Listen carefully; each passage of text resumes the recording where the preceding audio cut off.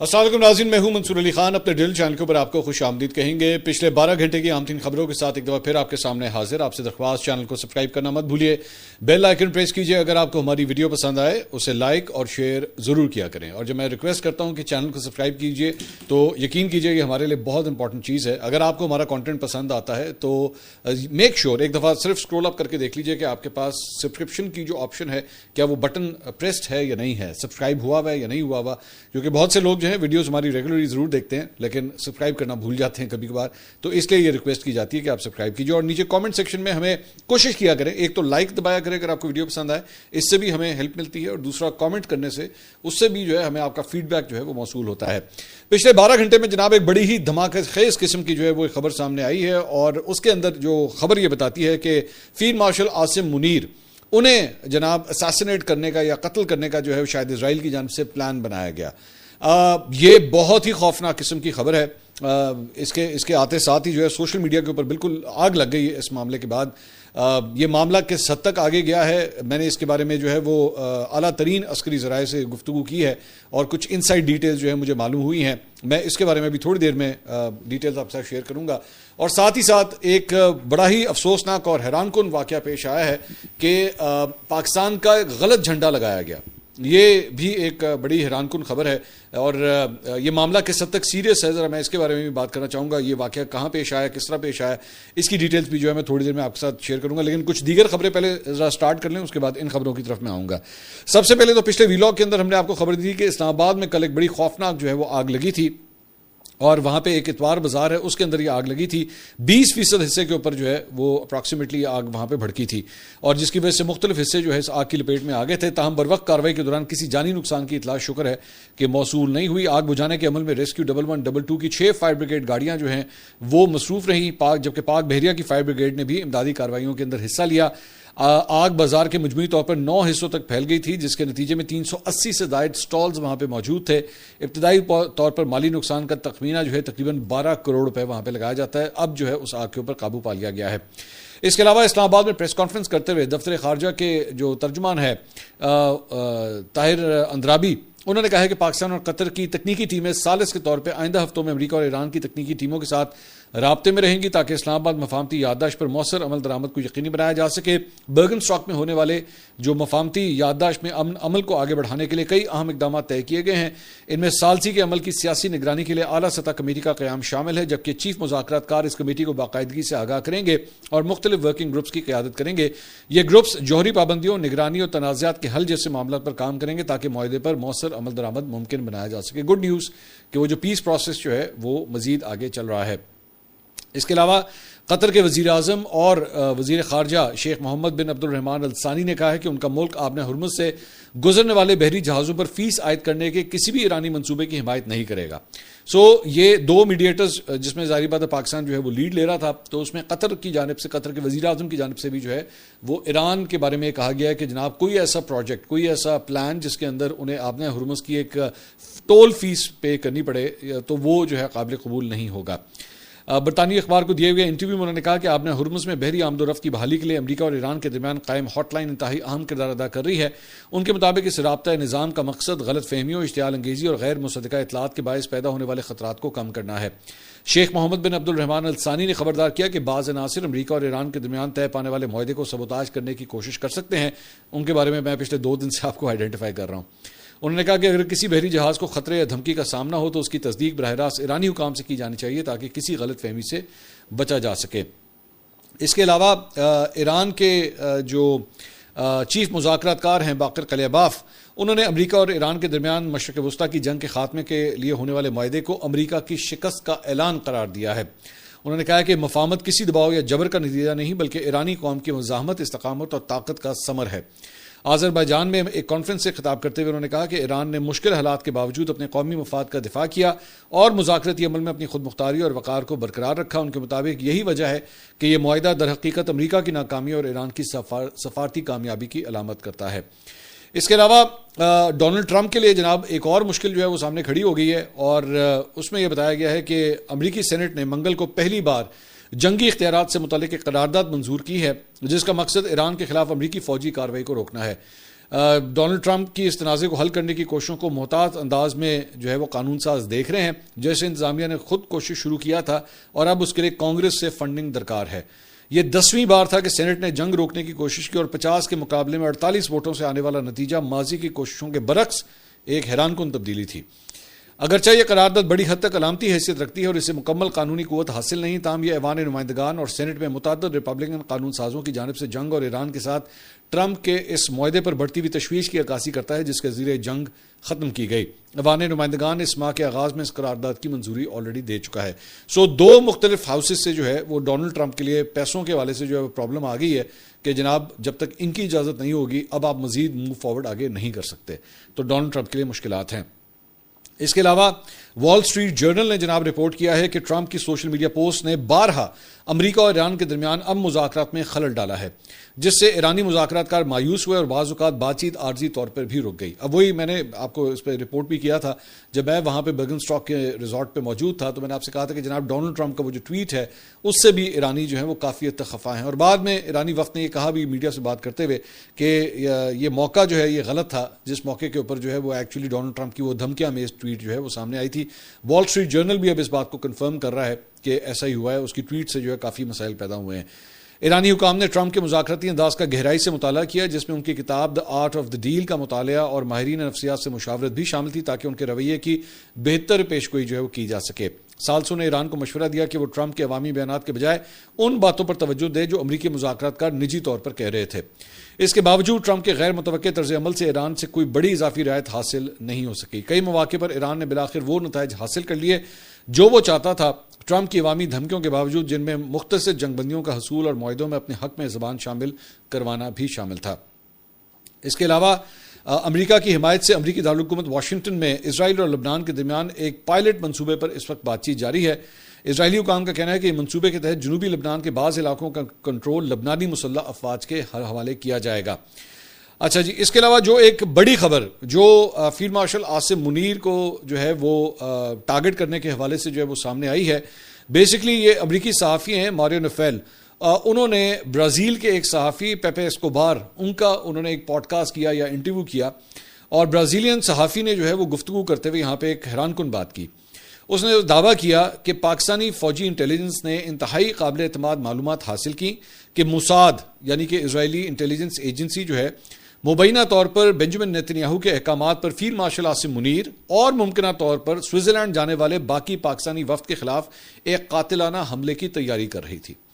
اس کے بعد پاکستانیوں نے اپنے روایتی ثالثوں کے ذریعے مقرر کے انداز کے مطابق شاید عمان کے ذریعے، اب یہ برازیلین وہ صحافی ہے جو یہ سارا کچھ کلیم کر رہا ہے کہ مطابق شاید عمان کے ذریعے اسرائیل کو براہ راست پیغام بھیجا، اگر تم نے ہمارے وفد کو ہاتھ لگایا تو ہم تمہیں نقشہ عالم سے مٹا دیں گے، بس یعنی ہم تمہیں صفحہ ہستی سے مٹا کے رکھ دیں گے اگر تم نے ہمارے وفد کو ٹارگٹ کرنے کی کوشش کی. ان کے مطابق، اس برازیلین صحافی کے مطابق، یہ پیغام پاکستانی فوجی انٹیلیجنس کی اعلیٰ سطح سے آیا تھا. یہ معاملہ بہت جلد ختم ہو گیا کیونکہ بظاہر اسرائیل کو پیغام مل گیا تھا. ان کے بقول یہی ایک وجہ تھی کہ سوئٹزرلینڈ میں ہونے والی ملاقاتوں کا سلسلہ دوبارہ بحال ہو سکا. جب پاکستانیوں کو معلوم ہوا کہ نہ صرف ایرانی وفد بلکہ خود پاکستانی وفد کو بھی خطرات لاحق ہیں، تو سوئٹزرلینڈ میں ہونے والا اجلاس منسوخ کر دیا گیا تھا. چنانچہ ہفتے سے پہلے ملاقاتیں ختم ہو گئی تھیں اور صرف اس وقت دوبارہ شروع ہوئیں جب حالات نسبتاً معمول پر آ گئے. سو بیسکلی یہ جو برازیلین صحافی ہے اسکوبار، یہ جو کلیم کر رہا ہے کہ جناب فیلڈ مارشل عاصم منیر کو ٹارگٹ کرنے کا پلان تھا اور پاکستانی وفد کو جو ہے وہ ٹارگٹ کرنے کا پلان تھا، اور کسی طرح جو ہے چونکہ پاکستانی انٹیلیجنس ایجنسیز کو پتہ لگ گیا تو انہوں نے پھر پیغام پہنچایا اسرائیلیوں کو کہ انسان کے بچے بن کے رہنا، اگر تم نے کوئی اس قسم کی اٹیمپٹ کی تو ہم تم لوگوں کو چھوڑیں گے نہیں. دو چار چیزیں ہیں ذرا اس کو چیک کرنے کی ضرورت ہے. پہلی بات تو میری آج ایک بڑی ہی اعلیٰ عسکری قیادت سے تعلق رکھنے والی ایک ہستی سے جو ہے شخصیت سے میری بات ہوئی، تو میں نے ان سے پوچھا کہ جی یہ خبر کے اندر کتنی صداقت ہے، کہ کیا ایسا کچھ ہوا ہے. انہوں نے کہا جی ایبسولوٹلی ربش، یہ لفظ ایکچولی استعمال کیا گیا کہ جی ایبسولوٹلی ربش، ایسا کچھ بھی نہیں ہوا، اور نہ جب ایسا ہوا ہی نہیں سرے سے تو کیا اسرائیل سے جو ہے وہ رابطہ کرنا یا وایا عمان ان کو کوئی پیغام پہنچانا کہ اگر تم نے ایسا کیا تو یہ کر دیا جائے گا. اب اس میں دو تین اور بھی ایسپیکٹس آتے ہیں. دیکھیے اگر آپ اس کو ایک P R point of view سے اگر بات کریں نا، اب برازیلین صحافی کا کوئی تعلق پاکستان سے تو ہے نہیں، لیکن وہ جو بات کر رہا ہے اس کی جو بات اسٹیبلش ہو رہی ہے وہ یہ ہے اس کی بات سے یہ پتہ لگتا ہے. پہلی بات دوبارہ میں کہہ رہا ہوں کہ ایسا ہوا نہیں, لیکن اس کی بات سے ایسا پتہ لگتا ہے کہ فیلڈ مارشل عاصم منیر جو ہے وہ اسرائیل کی آنکھ کو کتنا کھٹکتے ہیں. ٹھیک ہے, سو اگر ایک سٹوری برازیلین صحافی نے بلڈ کی ہے تو ایکچولی تو اس کے اوپر اور بھی اس کو بلڈ کیا جایا جا سکتا تھا کہ ہاں جی دیکھیں یہ سارا کچھ کیا جا رہا تھا, اور اس کے بعد جو ہے وہ پاکستانی انٹیلیجنس نے جو ہے وہ اس کو ڈیٹیکٹ کر لیا, اس کو چیک کر لیا, اور اس کے بعد ان کو پیغام پہنچایا کہ انسان کے بچے بن کے رہنا ورنہ تمہاری سوچ سے باہر ہے, تمہارا کیا حل ہوگا. پہلی بات تو یہ, میں نہیں سمجھتا کہ اسرائیل جو ہے وہ اتنی بڑی بیوقوفی کر سکتا ہے کہ وہ پاکستانی وفد کو جو ہے وہ ٹارگٹ کرے, کیونکہ آپ ذہن میں رکھیے گا میں نتھنگ اگینسٹ ایران ہمارے ہمسایہ مطلب برادر ملک کی ہے ہمارا, اور بہت اچھا ریلیشن شپ ہے ایران کے ساتھ, لیکن اس کے باوجود دونوں کے جو ڈیفنس سٹیٹس ہے نا اس کے اندر ڈفرینس ہے. ان کے پاس ڈرونز کی, بیلسٹک میزائلوں کی ٹھیک ہے ایک تعداد موجود ہے, پاکستان کے پاس بھی ہے. آپ نے جو کچھ ایران کے حوالے سے دیکھا ہے نا یہ پچھلے 2-2.5-3 مہینے کے اندر, جو کچھ بھی آپ نے ان کی آرسنل کو دیکھا, جس قسم کے میزائل پروگرام کا استعمال کیا گیا اس کو آپ نے دیکھا, پاکستان کی طاقت اس سے بھی زیادہ ہے. یہ پہلے میں آپ کو بڑا کلیئر بتا دوں ایک چیز. دوسرا سب سے امپورٹنٹ بات یہ کہ ایران جو ہے وہ ایک نیوکلیئر پاور نہیں ہے, پاکستان ایک نیوکلیئر پاور ہے.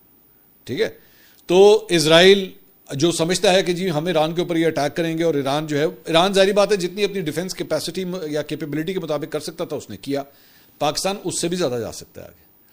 تو پاکستان کے آرمی چیف کو اس طرح ٹارگٹ کر لینا, اور جب ہم اس میں یہ بھی لکھا ہوا ہے کہ اور وفد کے دیگر افراد, اور وفد کے دیگر افراد میں کون تھا, صرف فیلڈ مارشل عاصم منیر تو نہیں تھے, اس کے اندر آپ کے پرائم منسٹر شامل تھے, اس میں آپ کے وزیر اطلاعات عطا اللہ تارڑ شامل تھے, اس میں طارق فاطمی شامل تھے, اس میں مشرف زیدی شامل تھے, یہ تمام وزیر اعظم کی ٹیم تھی. اس کے علاوہ جو D G M O military operations وہ بھی اس کے اندر شامل تھے. تو میں تو یہ پورا وفد تھا وہاں پہ. آپ اگر اس قسم کی کوئی حرکت کرتے, آپ کے خیال میں جب اس قسم کا کوئی اٹیمپٹ کیا جاتا ہے تو یہ ملک جو ہے وہ بیٹھ کے اس کی اسیسمنٹ نہیں کرتے کہ اس کا فال بیک کیا آئے گا, اس کے نتائج کیا ہوں گے, اس کے اثرات کیا ہوں گے, اس کا تھرو بیک کیا آئے گا, اس کا رسپانس آگے سے کیا آئے گا. سو اس لیے اس بات کے اندر جو ہے نا کوئی سر پیر ہے نہیں. اور دوسرا بیٹھا کون ہوا ہے, وہ برازیلین مطلب صحافی, نہ تو اس کا اسرائیل سے تعلق ہے, نہ اس کا ایران سے تعلق ہے, نہ پاکستان سے تعلق ہے, لیکن اس نے ایک سٹوری جو ہے مرچ مسالے والی سٹوری البتہ اس نے ضرور بلڈ کر دی. لیکن ہیونگ سیڈ دیٹ, میں یہ ضرور آپ کو کہہ سکتا ہوں کہ obviously field marshal Asim Munir کا جو کردار رہا ہے پچھلے 1 سال میں, خاص طور پہ وز انڈیا, جس طرح بھارت کے خلاف جنگ لڑی اور وہ جنگ جیتی, اور اس کے بعد انٹرنیشنل پلیٹ فارمز کے اوپر جس طرح ایران اور امریکہ کے درمیان ثالثی کا کردار ادا کیا گیا, اور جو اسرائیل نہیں چاہتا تھا, تو نو کوشچن اباؤٹ دیٹ کہ ان کی آنکھوں میں سب سے زیادہ اگر کوئی شخصیت کھٹک رہی ہے تو وہ فیلڈ مارشل عاصم منیر ہے, کہ یہ وہ سب کچھ کر رہے ہیں جو بیسکلی ہمارے پلان کے اپوزٹ جاتا ہے. مطلب بھارت کو شکست دینا, بھارت کا جو سب سے بڑا جو سپورٹر ہے خطے کے اندر وہ کون ہے, اسرائیل. اسرائیل اسے ڈیفنس میں بھی ہیلپ کرتا ہے, انٹیلیجنس میں بھی ہیلپ کرتا ہے, اور صرف اب سے نہیں کر رہا, ایون 1999 کا جو کارگل وار تھی اس کے اندر بھی اسرائیلی انسٹرکٹرز جو ہیں وہ ایکچولی بھارت میں آ کے بیٹھے ہوئے تھے, اور وہ بھارتی فوج کو بتا رہے تھے کہ پاکستان پہ اس طرح حملے کرو. اور یہ صرف اس وقت نہیں ہوا بلکہ اس جنگ میں 2025 کی جنگ کے دوران بھی ہوا کہ اسرائیل کی جانب سے انٹیلیجنس فراہم کی گئی بھارت کو. تو آپ تو پورے پروسیس کے اندر جو ہے وہ ظاہری بات ہے اور وہ جو اس سارے پلان کو ابھی تک روکے ہوئے ہے وہ ہے فیلڈ مارشل عاصم منیر. تو یس ڈیفینیٹلی آنکھوں میں جو ہے وہ کھٹکتے تو ضرور ہیں اسرائیلی فورسز کو, اسرائیلی انٹیلیجنس کو, اسرائیلی بیانیے کو, وہ definitely field marshal Asim Munir جو ہیں وہ ضرور کھٹکتے ہیں. لیکن this story is not correct, this story is wrong. میں آپ کو یہ خبر آپ کو دے سکتا ہوں. اس کے علاوہ ایک اور جو واقعہ جو میں آپ سے ڈسکس کرنا چاہتا ہوں, یہ ایکچولی کھیل کے میدان سے ہے لیکن اس کے ڈپلومیٹک ایکچولی ریپریکاشنز بہت زیادہ ہیں. بڑا امپورٹنٹ ہے کہ واقعہ پیش آیا ہے. بیسکلی FIH پرو لیگ ہاکی جو ہے, یہ لیگ ہاکی کی چل رہی تھی, بلکہ چل رہی ہے. اس میں پاکستان اور بھارت کی ٹیمیں جو ہیں وہ کل میچ میں آمنے سامنے تھیں. اب آپ جانتے ہیں کہ ایک روایتی ٹینشن تو وہاں پہ ہوتی ہے, پاکستان اور بھارت کا کسی بھی میدان میں آمنے سامنے ہو تو وہ روایتی ٹینشن تو ہوتی ہے. بھارت نے پاکستان کو 4-3 سے 3 کے مقابلے میں 4 گول سے شکست دی. دیٹ از فائن, وہ ایک کھیل کا میدان ہے, دیٹ از ڈفرینٹ. لیکن وہاں پہ ہوا یہ کہ اس میچ سے پہلے جو قومی پرچم لائے جاتے ہیں دونوں ممالک کے, اس میں پاکستان کا جو جھنڈا دکھایا گیا اس میں سفید رنگ وہاں پہ موجود نہیں تھا. اب ویسے تو اگر سفید رنگ وہاں پہ موجود نہ ہو تو مسلم لیگ نون کا جھنڈا بن جاتا ہے کیونکہ ان کا بھی جھنڈا بالکل وہی ہے. لیکن یہاں پہ بات پاکستان کی ہو رہی تھی. پاکستان کا غلط جھنڈا جو ہے وہ میدان میں لایا گیا, اور اس کے بعد میچ جب ہو گیا تو اس کے بعد یہ جو انٹرنیشنل ہاکی فیڈریشن ہے انہوں نے باقاعدہ طور پہ پاکستان سے اس کی معافی مانگی کہ جی یہ غلطی ہوئی ہے اور ہم معذرت کرتے ہیں, یہ آج کے بعد نہیں ہوگا. ٹھیک ہے, معافی مانگ لی, دیٹس فائن. لیکن میرا ایک سوال ہے وہاں پہ کہ کیا پاکستانی ہاکی ٹیم کو پروسیڈ کرنا چاہیے تھا آگے, کہ جب آپ کے ملک کا جھنڈا ایکچولی وہاں پہ غلط لگایا جا رہا ہے. کیونکہ میں آپ کو سپورٹس کے ایسے واقعات بتا سکتا ہوں, اب ماضی میں بھی, میں صرف پاکستان کی بات نہیں کر رہا, میں اور دیگر ممالک کی یا دیگر گیمز کی میں بات کر رہا ہوں, کہ وہاں پہ اگر غلط جھنڈے لائے گئے ملکوں کے تو ٹیموں نے کھیلنے سے انکار کر دیا. انہوں نے کہا پہلے ہمارا جھنڈا ٹھیک ہوگا, ہمارا جھنڈا صحیح لگے گا. یہ بہت کاؤنٹ کرتی ہیں یہ چیزیں. میں آپ کو چھوٹی سی چیزیں بتا دیتا ہوں, جھنڈے کا سائز ٹھیک ہے یا نہیں ہے. یعنی یہ نہیں ہو سکتا کہ ایک ملک کا جھنڈا بڑا لگاؤ اور ایک ملک کا جھنڈا جو ہے چھوٹا لگاؤ, کیونکہ جب آپ کھیل کے میدان میں انٹر ہوتے ہیں تو دونوں ٹیمیں برابر ہوتی ہیں, دونوں ٹیموں کی عزت احترام وہ بالکل برابر ہوتا ہے. تو یہ بہت کاؤنٹ کرتی ہے یہ چیز کہ اٹ شوڈ بی ریسپیکٹڈ, اور جو اس کی عزت ہے اس جھنڈے کی وہ رہنی چاہیے. ایک جھنڈا, اس کا سائز. دوسرا, جھنڈے کا رنگ. یہ نہیں ہوا کہ آپ نے جو ہے وہ اپنی مرضی سے کوئی بھی جو ہے وہ وہاں پہ جھنڈے بنانے والے کی بیگم کو جو ہرا رنگ پسند ہے انہوں نے کہا آج یہ لگا دیں. نہیں, پاکستان کا ایک مخصوص ہرا رنگ ہے, اس جھنڈے کے اوپر وہی ہرا رنگ ہونا چاہیے. تیسرا, وہ جھنڈا جب لہرایا گیا ہے, وہ آپ دیکھتے ہیں نا پولز کے اوپر جو ہے اس کو لہرایا جاتا ہے, اس کی ہائٹ برابر ہونی چاہیے. دونوں ملکوں کے جھنڈوں کی ہائٹ برابر ہونی چاہیے. ایسا نہیں ہو سکتا کہ ایک جھنڈا اوپر ہو تو ایک جھنڈا نیچے ہو, ایسا بھی نہیں ہو سکتا. سو فلیگز کے حوالے سے جو ہے نا وہ بہت سینسٹیوٹی پائی جاتی ہے.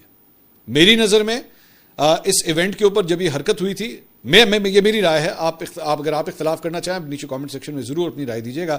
میری نظر میں پاکستان ٹیم کو اس گراؤنڈ میں جانے سے انکار کر دینا چاہیے تھا کہ جب تک ہمارا جھنڈا یہاں پہ ٹھیک نہیں لگے گا تب تک ہم نہیں کھیلیں گے, کیونکہ ہمارے جھنڈے کی رسپیکٹ سب سے پہلے آتی ہے. ٹھیک ہے, بعد میں hockey federation, international hockey federation نے اس کے اوپر معافی مانگی ہے, good enough, but I think this thing should be made sure. اور میرے خیال میں تمام ٹیموں کو جو انٹرنیشنلی پریزنٹ کرتی ہیں, میں آپ کو یہاں تک بتا سکتا ہوں کہ میرے پاس یہ خبر بھی ہے, میں آپ کے ساتھ شیئر کر رہا ہوں, اور یہ پاکستان سپورٹس بورڈ کے لیے بڑی امپورٹنٹ ہے, اور پاکستان کی فارن منسٹری اور انٹیریئر منسٹری کے لیے بات بڑی امپورٹنٹ ہے. یہاں پہ ایک نیا کام شروع ہوا ہے, اور وہ یہ ہے کہ 2 نمبر ٹیمیں بنائی جاتی ہیں. مطلب 8-9 لونڈے لپاڑے اکٹھے کیے, ایک کوچ بنایا, اور جناب فلاں کسی گیم کی جو ہے وہ ٹیم بھیج دی کہ جناب یہ پاکستان کی ٹیم ہے. نو, یو کی ناٹ ڈو دیٹ, یو کی ناٹ ڈو دیٹ.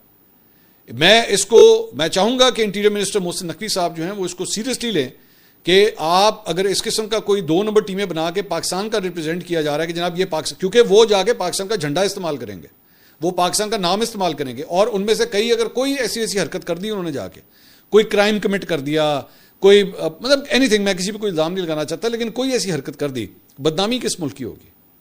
پاکستان کی, کہ جی یہ پاکستان کو ریپرزینٹ کر رہے تھے, یہ پاکستان ٹیم کا, اور پاویں اس کو پاکستان ٹیم پاکستان کے سپورٹس بورڈ کی طرف سے اجازت بھی نہ ملی ہو. تو یہ اس کی روک تھام بہت ضروری ہے.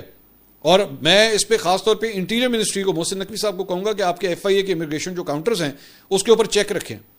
میں خود آپ کو, مجھ سے رابطہ کریں, میں آپ کو خود لوگ آئیڈینٹیفائی کر کے بتا سکتا ہوں کہ کس طرح اس طرح ٹیمیں باہر بھجوائی گئی ہیں. میں آپ کو لوگ آئیڈینٹیفائی کر کے بتا سکتا ہوں, میں آپ کو وہ پلیئرز آئیڈینٹیفائی کر کے بتا سکتا ہوں کہ کون اس دھندے کے اندر ملوث ہے. یہ دھندا ہے لٹرلی, اور میں آپ کو بتا رہا ہوں یہ پورا ایک سکینڈل ہے, یہ دھندا ہے لٹرلی. اور ہوتا کیا ہے, یہاں پہ ایسی جو ہے وہ شخصیات بنی ہوئی ہیں کہ پلیئروں سے پیسے اکٹھے کرتے ہیں. اچھا بھائی یہ کام کرو, 5 لاکھ دو, 6 لاکھ دو, آؤ ہم تمہیں پاکستان ٹیم میں شامل کر رہے ہیں, اور تمہیں لے جاتے ہیں.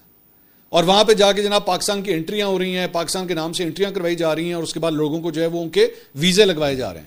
اس میں یہ کام بھی ہوتا ہے کہ آجا, فار ایگزامپل میں ایگزامپل دے رہا ہوں کہ جی ملیشیا میں کوئی ایک ایونٹ ہو رہا ہے, ٹھیک ہے, یا فلپائنس کے اندر ایونٹ ہو رہا ہے, یا آسٹریلیا کے اندر ایونٹ ہو رہا ہے, آؤ تمہارا یہ اتنے پیسے دو, ہم تمہیں ٹیم کا حصہ بناتے ہیں, تمہارا ویزا لگ جائے گا اس کے اوپر, اور وہ ویزا لگ جاتا ہے. تو براہ مہربانی اس چیز کو سیریسلی چیک کریں, اور اس قسم کے مافیاز جو سپورٹس کے اندر بیٹھے ہوئے ہیں ان کو جا کے بے نقاب کریں, ان کو جا کے آئیڈینٹیفائی کریں, اور ان کو حوالات کے اندر جا کے بند کریں, کیونکہ یہ دھندا سٹارٹ ہو چکا ہے اس کام کے اندر. خیر, میں ہاکی میں تو یہ نہیں کہوں گا, ہاکی کی ٹیم obviously ہماری بالکل ایک جینوئن ہاکی ٹیم گئی تھی, لیکن اور کھیلوں کے اندر یہ کام ہو رہا ہے. And I am seeing this again, I can identify them. میں ان افراد کو, ان پلیئرس کو میں آئیڈینٹیفائی کر سکتا ہوں. اور اب نیکسٹ ٹائم, میں نے آج تک ویسے پہلے کبھی نہیں کیا تھا, نیکسٹ ٹائم اب اگر مجھے پتا لگا کہ اس طرح ہو رہا ہے, میں ان افراد کے نام, ان کی تصویریں, I will show it on the screen as well, کہ جناب یہ افراد انوالوڈ ہیں سارے معاملے کے اندر. اور ہماری امیگریشن جو ہے ایف آئی اے کی جو امیگریشن کاؤنٹرز ہوتے ہیں they need to be vigilant about it کہ یہ کام جو